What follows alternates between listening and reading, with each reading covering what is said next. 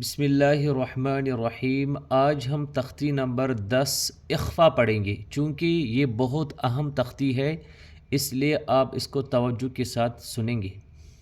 تنوین و نون ساکن کا قاعدہ نمبر 2 آج ہمیں پڑھنا ہے۔ حروف اخفا 15 ہے۔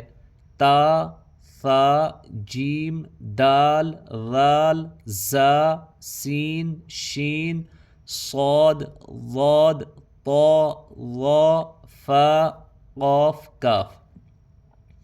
تنوین یا نون ساکن کے بعد حروف اخفا آوے تو نون کی آواز کو ناک میں چھپا کر پڑھنا چاہیے۔ نوک زبان تالو سے ہٹا کر جیسے اردو میں پنکھا کے نون کو پڑھتے ہیں۔ اخفا کی مقدار 1 الف ہے۔ تو یہاں یہ سمجھنا ہے یا تو تنوین کے بعد کیا حروف اخفا میں سے کوئی حرف آئے گا یا نون ساکن کے بعد آئے گا، ٹھیک ہے۔ جیسے مثال انہوں نے مثال دی ہے انت منذر، انت، تو نون ساکن کس کو کہتے ہیں؟ جس نون پر جزم ہو۔ تو نون ساکن کے بعد حروف اخفا میں سے یہاں تا آ رہا ہے، اس لیے کیا ہوگا؟ اخفا ہوگا۔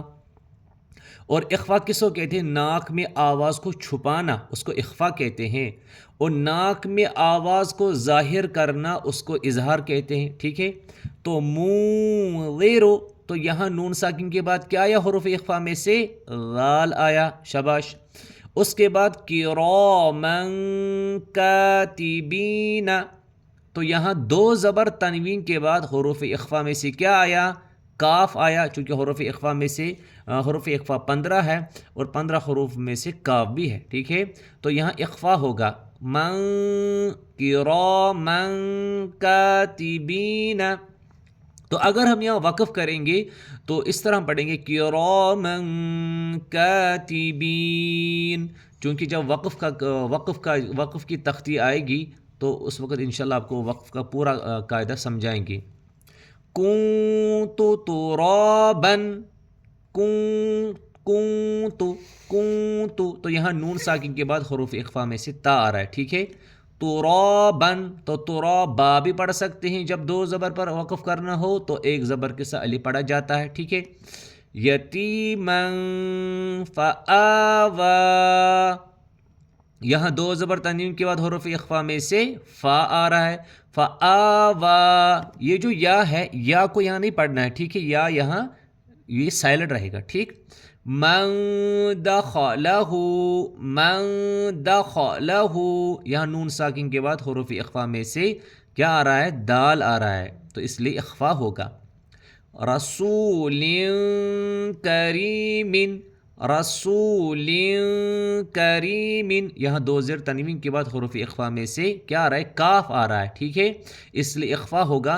تو اب ہم اس کو ایسے یہاں پر اس طرح وقف کریں گے رسول کریم، 2 زیر پر جب وقف کرنا ہو تو آخری حرف کو جزم دے کر ہمیں سانس توڑنا ہے، ٹھیک ہے۔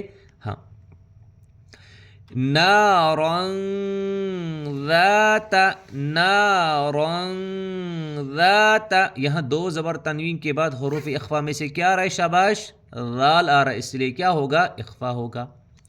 کتاب فیہ، کتاب فیہ، یہاں 2 پیش تنوین کے بعد، یہ بتانا ہے 2 پیش تنوین کے بعد، اگر آپ بتاؤ گے تنوین کے بعد تو تنوین میں تینوں آتے ہیں، 2 زبر بھی، 2 زیر بھی اور 2 پیش بھی۔ آپ کو یہ بالکل واضح کرنا ہے کہ کون سا تنوین ہے، 2 زبر کی تنوین، 2 زیر کی تنوین اور 2 پیش کی تنوین۔ تو 2 پیش تنوین کے بعد حروف اخفا میں سے کیا آ رہا ہے؟ فا آ رہا ہے، اس لیے کیا ہوگا؟ اخفا ہوگا۔ کتاب فیہ یوم ینفخ، یوم ینفخ، تو ینفخ اس میں اخفا ہوگا کیونکہ نون ساکن کے بعد حروف اخفا میں سے فا آ رہا ہے، ٹھیک ہے۔ من طغى، من طغى، یہاں نون ساکن کے بعد حروف اخفا میں سے طا آ رہا ہے، ٹھیک ہے، اس لیے اخفا ہوگا۔ فتح قریب، فتح قریب، اس میں بعض حضرات غلطی سے پڑھتے ہیں وہ فتح قریب، تو یہاں تا حروف قلقلہ میں سے نہیں ہے، ٹھیک ہے، طا حروف قلقلہ میں سے ہیں۔ تو فتح قریب، یہاں 2 پیش تنوین کے بعد حروف اخفا میں سے قاف آ رہا ہے، تو قریب بھی پڑھ سکتے ہیں۔ من ثقلت، من ثقلت، نون ساکن کے بعد حروف اخفا میں سے ثا آ رہا اس لیے اخفا ہوگا. انزلنا، یہاں بھی نون ساکن کے بعد حروف اخفا میں سے زا آ رہا اس لیے کیا ہوگا؟ اخفا ہوگا. شیء قدیر، شیء قدیر، تو دو زیر تنوین کے بعد حروف اخفا میں سے قاف آ رہا اس لیے کیا ہوگا؟ اخفا ہوگا.